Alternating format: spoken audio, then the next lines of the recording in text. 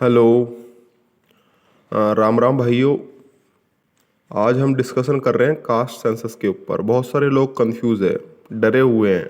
पता नहीं हमारे एक्टिविस्ट भी उनको डरा रहे हैं कि पता नहीं क्या हो जाएगा, हम लुट जाएंगे, पिट जाएंगे। बिना मतलब का डर उनके मन में बिठाया जा रहा है। इसीलिए मैं आज रात में सोया नहीं हूँ और मैंने ये पीपीटी तैयार किया है जल्दीबाजी में जो भी कुछ हुआ है। तो वीडियो शुरू करते हैं। आप पूरी देखना, मतलब मोटा मोटा सारे डाउट्स क्लियर करने की कोशिश की है। मैं उस नैरेटिव को नहीं फॉलो कर रहा जिसको जनरली लोग मतलब प्रचारित कर रहे हैं, जो डोमिनेंट कम्युनिटीज़ के लोग हैं। हमारा एक अपना नैरेटिव है, हम उसके साथ आगे बढ़ेंगे, सीधी सी बात है। आप अब वीडियो को देखिएगा, मैं शुरू कर रहा हूँ। Welcome you all. Discussion on caste census. इसके बाद बिहार चुनाव से ठीक पहले जातिगत जनगणना का ऐलान, बिग ब्रेकिंग। तो कल घोषणा हो चुकी है कि मोदी सरकार जातिगत जनगणना करवाएगी। अभी next, now we will talk that how it will affect us. अब बात करना है कि इससे हमें क्या नुकसान हो सकते हैं, क्या फ़ायदे हो सकते हैं। इसका विरोध करना है, इसका समर्थन करना है, हमारा स्टैंड इस पर क्या होना चाहिए। इससे डरना है या फिर एंजॉय करना है। नेक्स्ट स्लाइड पे देखते हैं। Before this just watch this fact. हाँ, ये एक फैक्ट देखिए आप। पहली खबर है कि नीतीश कुमार ने तेजस्वी यादव से समर्थन वापस ले लिया और सरकार को गिरा दिया। ये डेट देखिए आप, 27 जुलाई 2017। इसके बाद आप अगली खबर देखिए। रोहिणी कमीशन का गठन किया जाता है 2 अक्टूबर 2017। यानी कि नीतीश कुमार के नरेंद्र मोदी से मिलने के 2-3 महीने के अंदर रोहिणी कमीशन का गठन कर दिया जाता है। ये मैंने आपको एक बात बताई है, इसका जिक्र मैं करूँगा कम से कम 5-10 मिनट बाद। उससे पहले आप और स्लाइड्स को देखिए। डर का माहौल है। क्या जातिगत जनगणना से हम लोग डर रहे हैं? क्या हमें डराने की कोशिश कर रहे हैं कुछ लोग? आप ट्विटर पे देखिए, बहुत सारी बातें हो रही है। एक हवा बनाया जा रहा है कि जनरल कैटेगरी के साथ बहुत कुछ गलत होने वाला है। और जो हमारे कुछ एक्टिविस्ट है, स्पेशली एलीट क्लास के एक्टिविस्ट, जिनका ज़मीनी हकीकत, ज़मीनी जनरल कैटेगरी से ज़्यादा मतलब नहीं होता, वो भी हमें डराने की कोशिश कर रहे हैं कि लुट गए, पिट गए, हाय हाय मोदी ने क्या कर दिया। लेकिन जानते हैं क्या सच है ये बात या फिर कुछ और ही खेल है। नेक्स्ट स्लाइड देखिए। बाबा साहब अम्बेडकर के क्या विचार हैं। डर के माहौल का बेसिस यही है कि भाई 50% की लिमिट क्रॉस कर दी जाएगी, या फिर प्रमोशन में रिजर्वेशन, या फिर प्राइवेट सेक्टर के अंदर रिजर्वेशन। इस तरह की फालतू की कहानियां लोग बता रहे हैं डराने के लिए। बाकी आप डॉक्टर अम्बेडकर को देखिए, बाबा साहब अम्बेडकर को, उनके क्या विचार हैं।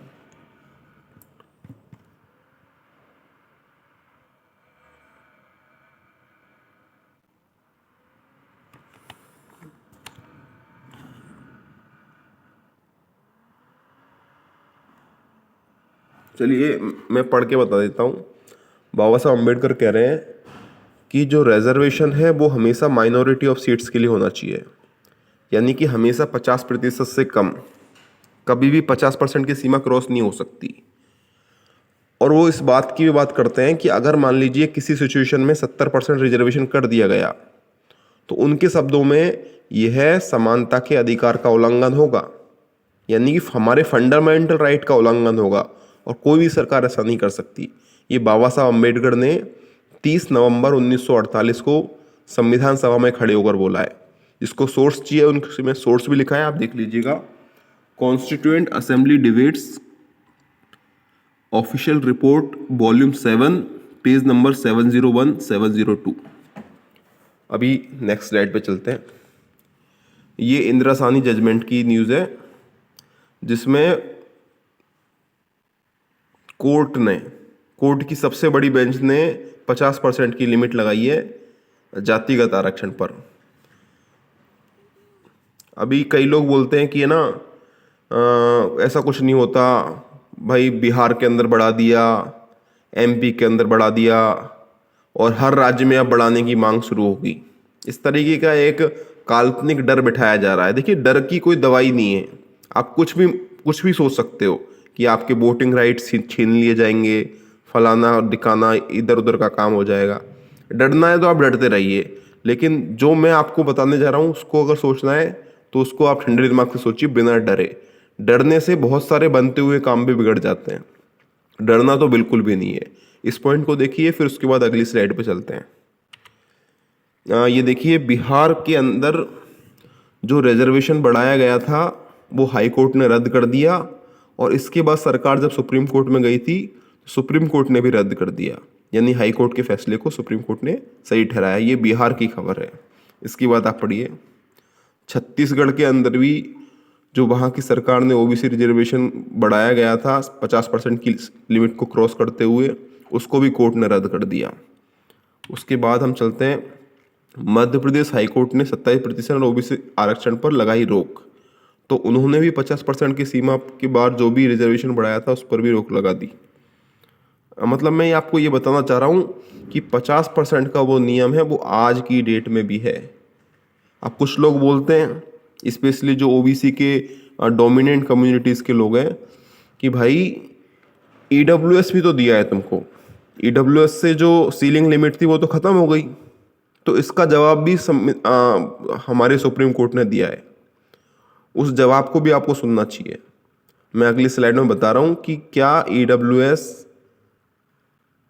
50% सीमा का उल्लंघन करता है या फिर नहीं करता। ईडब्ल्यूएस क्या है उसको लेकर भी कई लोगों के अंदर कंफ्यूजन है। ये सवर्णों का आरक्षण नहीं है, ये उस हर गरीब नागरिक का आरक्षण है जो एससी एसटी ओबीसी में नहीं आता। अगर आज ओबीसी के किसी जाति को ओबीसी से बाहर कर दिया जाए तो कल उसको भी ईडब्ल्यूएस मिलने लगेगा। अंतर है एक माइन्यूट सा, उसको समझने की जरूरत है, अंडरस्टैंडिंग अच्छे से डेवलप होगी। अगली स्लाइड देखते हैं। Indira Gandhi EWS quota does not violate the 50% limit in Indira Sawhney judgement. Government ने भी बोला है और यही सुप्रीम कोर्ट ने भी बोला है। आप सुप्रीम कोर्ट का जजमेंट पढ़िए, मैंने शायद गवर्नमेंट के स्टेटमेंट की स्लाइड लगा दी है। सुप्रीम कोर्ट ने भी यही बोला है कि 50% सीमा का उल्लंघन नहीं है। उसके बाद हम अगली स्लाइड पे चलते हैं। डरो मत, असली खेल समझो। बाकी देखो, डराने वाले बहुत हैं। वो कहेंगे कि भाई बहुत बुरा होने वाला है, ख़त्म हो गया सब कुछ, हम लुट गए, हम पिट गए, मोदी जी बेवफा निकले, फलाना ढिमकाना, बहुत सारी बातें बोलेंगे। लेकिन अगर आप जागरूक हैं, अगर आप अध्ययन करते हैं, तो आपका बहुत सारा डर बिना मतलब ऐसे ही इजीली ख़त्म हो जाएगा। हमारे एक्टिविस्ट डराएंगे निश्चित तौर पर, पता नहीं क्यों डरा रहे हैं वो लोग, लेकिन मैं आपको सच्चाई बता रहा हूँ जो मेरी मतलब अप्रोच है। असली खेल समझिए। असली खेल है क्या, पूरा चल क्या रहा है समझिए। देखिए, ये डेटा आप गौर से देखिए।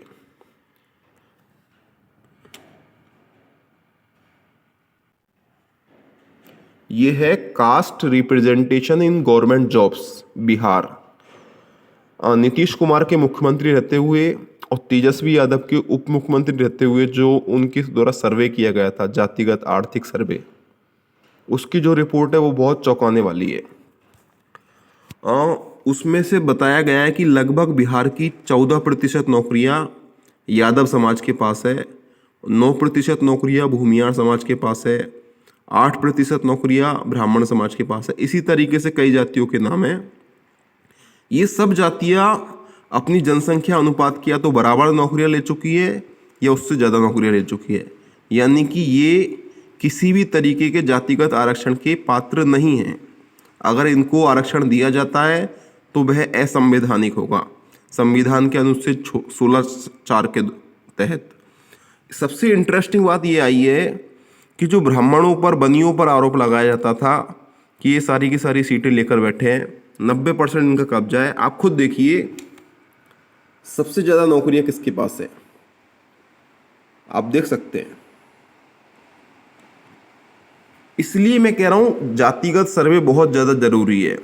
जो झूठे आरोप लगाए जाते हैं उनको एक्सपोज करने के लिए जातिगत सर्वे, जातिगत गणना बहुत ज़्यादा ज़रूरी है। अरे यार, बारिश भी आना शुरू हो गया, पता नहीं आवाज़ थोड़ी डिस्टर्ब हो रही होगी, पर आप सुनिए पूरी बात को। ये है 2,89,538। अभी देखिए कुल नौकरियां कितनी हैं। इसमें लिखा हुआ है, पीछे आप पढ़ सकते हो, ये डेटा है जाति आधारित गणना 2022-23 का, बिहार सरकार भी लिखा हुआ है इसके अंदर। सरकारी क्षेत्र में रोजगार प्राप्त 20,49,370, यानी कि बिहार के अंदर 20,49,370 कुल नौकरियां हैं सरकारी, और उसमें से किस जाति को कितने कितने मिली है वो मैंने आपको पिछली स्लाइड में बता दी थी, आप देख सकते हैं। अब एक और इंटरेस्टिंग फैक्ट पे जाते हैं, जिसका किसी को अंदाजा नहीं होगा, लेकिन बिहार की जातिगत सर्वे में वो सच्चाई निकल के आई है। ये देखिए आप, बिहार में कुल 1,67,000 ट्रैक्टर्स हैं। इनमें से किसके पास कितने ट्रैक्टर्स हैं वो आप खुद देख लीजिए, और अंदाज़ा लगाइए कि ओवर रिप्रेजेंटेड कौन है और अंडर रिप्रेजेंटेड कौन है। दूध का दूध, पानी का पानी होना चाहिए। इसलिए मैं जातिगत सर्वे का समर्थन करता हूँ कि इसने बहुत सारी चीज़ें बिहार के अंदर ऐसी बताई जो दुनिया को पहले पता नहीं थी। इसी तरीके के आंकड़े हर राज्य के अंदर आना चाहिए। जो लोग कहते हैं कि भाई Brahmins are over represented, banias are over represented, तो वो सच्चाई सामने आना चाहिए कि कहने वाला खुद ही कहीं ऐसा तो नहीं है वो खुद ही ओवर रिप्रेजेंटेड हो और वो केवल ब्राह्मण बनियाओं पर झूठा आरोप लगा रहा हो। मतलब जो भी ओवर रिप्रेजेंटेड है उसकी सच्चाई आनी चाहिए। अगर डेटा कहेगा कि ब्राह्मण बनिया ओवर रिप्रेजेंटेड है तो उसको भी मानेंगे, लेकिन डेटा आना तो चाहिए कम से कम। बिना उसके कैसे मान लें कि भाई कौन ओवर रिप्रेजेंटेड है। अब थोड़ा सा हम आगे चलते हैं। बाकी रोहिणी कमीशन तो यही बोलता है कि जो ओबीसी के डोमिनेंट ग्रुप्स है वो कहीं ना कहीं ओवर रिप्रेजेंटेड है, इसलिए ओबीसी का कैटेगराइजेशन किया जाए। बाकी थोड़ा और आगे चलते हैं। Next slide. Now tell me who is the real over represented caste. तो बिल्कुल सही बात है, सोचना पड़ेगा कि भाई ओवर रिप्रेजेंटेड है कौन। केवल हम थ्योरीज में बता देते हैं कि भाई फलाना तेरी सीट ले गया, ये लोग 90% बैठे हुए हैं, हर जगह इनका कब्जा है। भाई डेटा पे बात करो ना यार, बिहार का डेटा हमारे पास सामने है। और इसीलिए मैं समर्थन करता हूँ पूरे भारत के अंदर जातिगत जनगणना का, ताकि डेटा सबके सामने आ जाए। अब अगली स्लाइड में चलते हैं। Root cause of fear. हाँ, जो हमारे अंदर डर बैठा हुआ है कि यार रिजर्वेशन बढ़ गया तो 50% की सीमा टूट गई, तो इसका जो रूट कॉज है वो है हमारे अंदर एक फीलिंग डेवलप की गई है कि तुम ओवर रिप्रेजेंटेड हो। जबकि मैं कह रहा हूँ हम ओवर रिप्रेजेंटेड कभी थे ही नहीं। हो सकता है किसी दौर में रहे हो, लेकिन वर्तमान में तो बिल्कुल नहीं है। मैं केवल हवाबाजी नहीं कर रहा। यूपी के अंदर अभी 2 महीने पहले एक एग्जाम हुई थी, उसका रिजल्ट आया था, यूपी पुलिस भर्ती, जो बहुत बड़ी एग्जाम थी, लगभग 60,000 पदों पर। उसमें किस कैटेगरी को कितनी सीट मिली है आप खुद देखिए। ये तो अब की हालात है, जब न जाति का जनगणना हुई है न रिजर्वेशन बढ़ा है। अभी भी आप अंडर रिप्रेजेंटेड हो, लेकिन आपको ये फीलिंग आ रही है कि आप ओवर रिप्रेजेंटेड हो, और कहीं ना कहीं अगर कैलकुलेशन हो गई तो आपका ओवर रिप्रेजेंटेशन खत्म हो जाएगा। इसीलिए कहीं ना कहीं जनरल कैटेगरी के कुछ लोग डर रहे हैं। तो मैं अभी इस सच्चाई से, इस झूठ से पर्दा हटा देता हूं। आप देखिए अगली स्लाइड में। ये है 60,244 पदों की जो पुलिस भर्ती हुई थी उसका आंकड़ा। 60,244 में से सामान्य वर्ग को मिली है 12,937 पद, यानी कि लगभग 21%,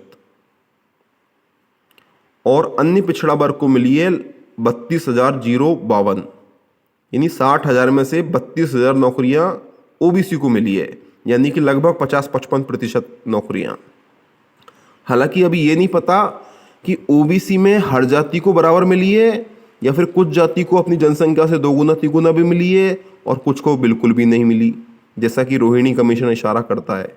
इसलिए मैं कह रहा हूँ जातिगत जनगणना होनी चाहिए और पता लगना चाहिए कि आखिर किसको कितनी नौकरियां मिली हैं, असल में ओवर रिप्रेजेंटेड कौन है और किस पर झूठा आरोप लगाया जा रहा है। आप देख सकते हैं, पढ़ सकते हैं। दूसरी बात, अगर वीडियो में कोई आपको क्लैरिटी नहीं दिख रही, कोई बात नहीं, आप खुद सर्च कर सकते हैं, मैं बोल रहा हूँ आप उसको सुन लीजिए। अब अगली स्लाइड में चलते हैं। General category got just 21% seats, are we over represented? तो असल में कौन ओवर रिप्रेजेंटेड है? मतलब देखिए ये तो क्लियर है, अगर हम 21% सीटें ले रहे हैं तो हम ओवर रिप्रेजेंटेड नहीं हैं। तो फिर ओवर रिप्रेजेंटेड कौन है? इसका आंसर छुपा है जातिगत जनगणना में, जिसका हमारे कुछ एक्टिविस्ट किन्हीं कारणों से विरोध कर रहे हैं, लेकिन हमें डंके की चोट पर समर्थन करना पड़ेगा। अगर समर्थन नहीं कर सकते तो हम मौन रहें, विरोध तो हमें बिल्कुल भी नहीं करना है, क्योंकि जातिगत जनगणना ही बताएगी कि असली ओवर रिप्रेजेंटेड ग्रुप्स कौन कौन से हैं। झूठा आरोप सहने का समय गया, अब सच्चाई की बात होनी चाहिए। अभी अगली स्लाइड देखते हैं। I support caste census. जी हाँ, मैं डंके की चोट पर समर्थन करता हूँ, क्योंकि जाति हमारे भारतीय संस्कृति का हिस्सा है। रोटी बेटी के संबंध से लेके हर हर हर पहलू पर जातियाँ देखी जाती है। मैंने तो राजस्थान के अंदर देखे हैं, जब गरीब ब्राह्मण बनियों के प्लॉट कब्जाए जाते हैं, ज़मीन कब्जाई जाती है, तो उसमें भी जाति देखी जाती है। दलितों की बारात रोकी जाती है तो उसमें भी जाति देखी जाती है। राजस्थान के अंदर पुजारियों की हत्या के भी कुछ केसेस हुए थे, तो उसमें भी जाति देखी गई थी कि गरीब ब्राह्मण है, इस पर हम अटैक कर सकते हैं। ये रियलिटी है, इसको हम डिनाई नहीं कर सकते। जाति अगर गिन ली जाएगी तो कोई दिक्कत वाली बात नहीं है, ये काल्पनिक डर से बाहर आई है। बाकी अगर जाति आप नहीं गिनोगे ना, तो पता है क्या होगा, जो डोमिनेंट ग्रुप्स है वो अपने हिसाब से कुछ भी आबादी बता देंगे कि हमारी आबादी 50% है, हमारी 70% है, फलाना ढिमकाना।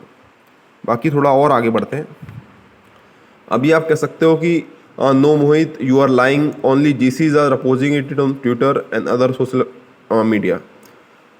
मतलब सोशल मीडिया पर आपको दिख रहा है कि भैया शर्मा जी, शुक्ला जी, मिश्रा जी, सिंह जी, गुप्ता जी, इस तरीके के लोग बाग ज़्यादा ट्विटर पे नाराज़गी दिखा रहे हैं। कहीं ना कहीं हम लुट गए, हम पिट गए, हम बर्बाद हो गए, मोदी जी आप बेवफा निकले, इस तरीके की बात कर रहे हैं।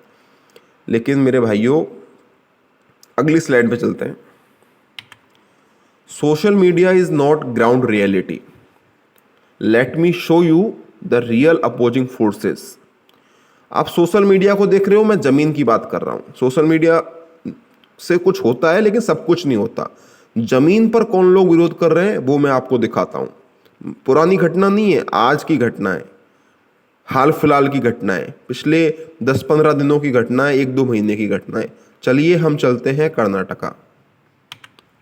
ये देखिए, कर्नाटका के अंदर जातिगत सर्वे हो चुका है, लेकिन वहाँ की जो डोमिनेंट ग्रुप्स हैं उन्होंने क्लियरली बोल दिया है, अगर आपने ऐसा दुस्साहस किया तो हम सरकार गिरा देंगे, हम सड़कें जाम कर देंगे। आप पढ़िए क्या लिखा हुआ है।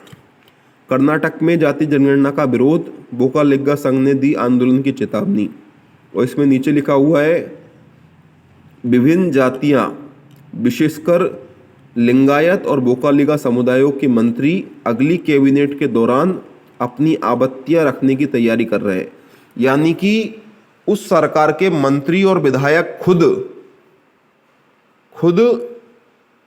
उनके खिलाफ हो गए हैं।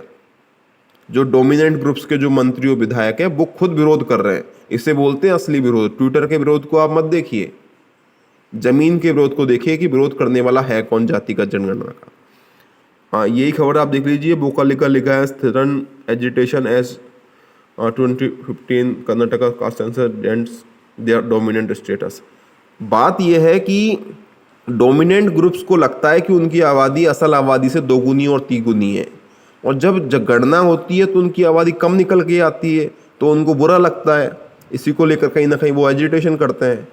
बाकी ये रियलिटी है आज के दिन की कि कर्नाटका के अंदर डोमिनेंट ग्रुप्स के लोग विरोध कर रहे हैं। और मैं आंख मीच के कह सकता हूँ, पंजाब के अगर अंदर ये सेंसस होगा या फिर किसी अन्य स्टेट के अंदर सेंसस होगा, तो वहाँ के भी जो डोमिनेंट ग्रुप्स हैं जिनका अच्छा खासा कंट्रोल है कई सारी चीज़ों पर, वो कहीं ना कहीं अपोज करेंगे।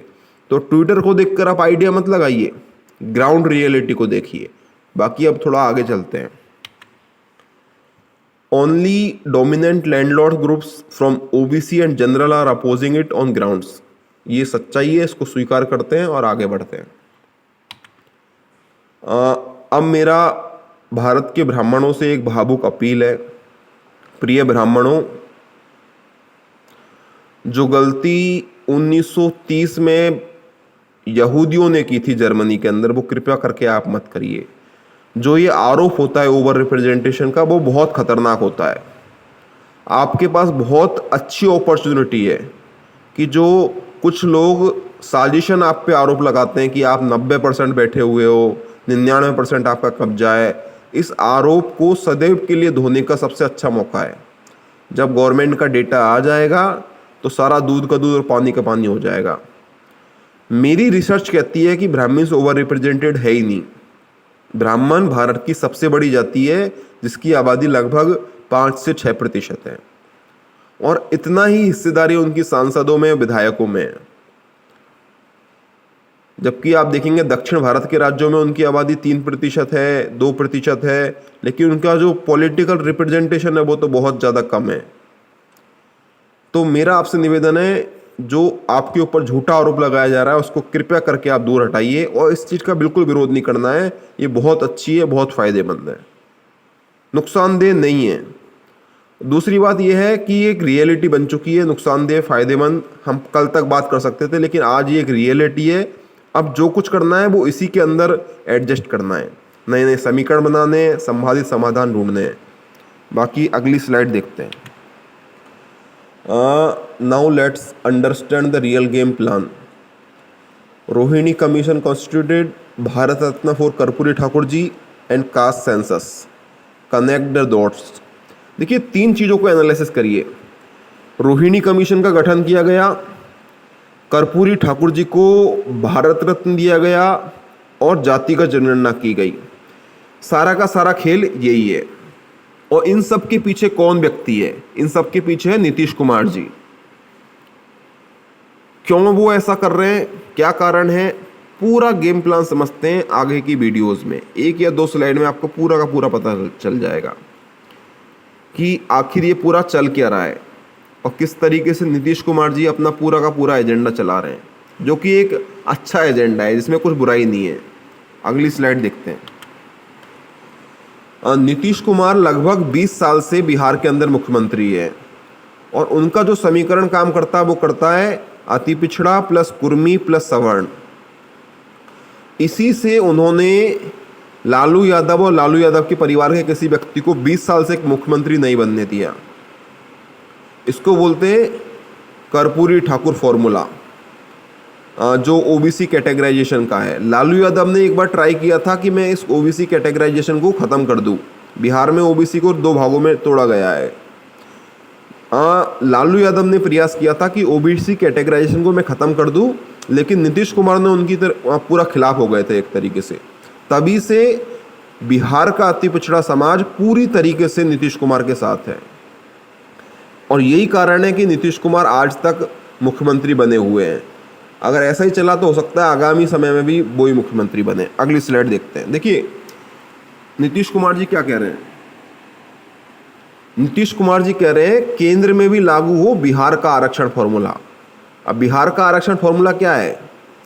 यानी दलित, महादलित, पिछड़ा, अति पिछड़ा, यानी वो बात कर रहे हैं कैटेगराइजेशन की, स्पेशली ओबीसी के अंदर। तो ये पूरा गेम प्लान है। आप शायद समझ पा रहे होंगे कि क्यों पहले मैंने शुरू में स्लाइड दिखाई थी कि नीतीश कुमार के मोदी जी से मिलने के 2 महीने के भीतर मोदी जी रोहिणी कमीशन का गठन कर देते हैं, और अब नीतीश कुमार के कहने पर जातिगत जनगणना की घोषणा भी कर देते हैं। तो सारा गेम प्लान है ओबीसी कैटेगराइजेशन का, जो एक कठिन प्रोसेस थी, लेकिन स्टेप बाय स्टेप बहुत आसान प्रोसेस हो रही है। अगला देखते हैं।